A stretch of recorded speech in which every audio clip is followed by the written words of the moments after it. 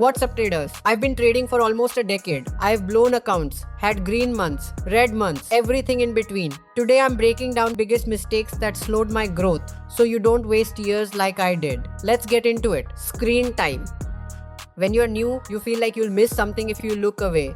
That's FOMO. It drives over trading. You sit there watching every candle, clicking buy and sell on every small move. You got into trading for freedom, not to be glued to a screen 6 to 8 hours a day. Once you're in a trade, your job is done. You set your stop loss, you set your target, then step away. Checking every candle after entry doesn't improve your trade, it just tempts you into bad decisions. Actionable fix. Enter your trade, set your stop loss and target, let the trade play out. Trading is a business, not a paycheck. Mistake 2. Expecting daily profit. Trading isn't a salary job. You won't get paid every single day. Some weeks you make a lot. Some weeks you make nothing. And that's fine, as long as you protect your capital. When I started, I needed every single day to close green. That pressure led to overtrading, forcing setups that weren't there. The shift that changed everything. Treat trading like a business. I stopped caring whether a single trade won or lost. I started caring whether I followed my plan, my risk reward, my daily risk limit, my rules. If a setup lost this week but the logic is sound, don't abandon it, refine it. Consistency compounds. Random daily profit chasing doesn't. Third mistake, scalping too early.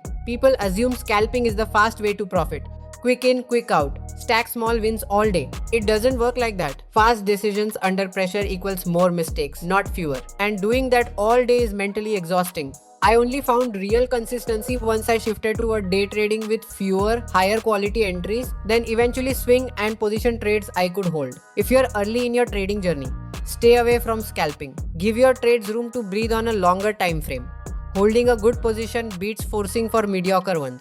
Lesson 4. Trading the wrong instrument. Most beginners go straight to options buying because it's cheap and the payout looks bigger. I did the same.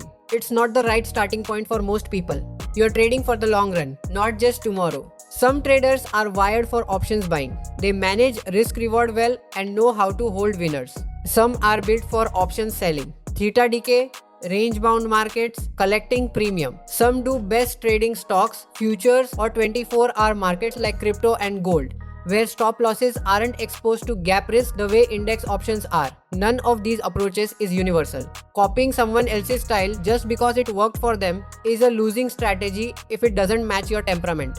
Actionable fix. Wherever you actually made money. Stocks, options buying, options selling, crypto. Double down on what already works for you before chasing something new. These are the mistakes that cost me nearly 5 years to learn. If you're starting today, avoiding even one of these can save you real time and real money. Drop a comment. Which of these mistakes are you making right now? And if you want the full system I use to plan trades, manage risk and build consistency, check out links in the description. See you in the next one.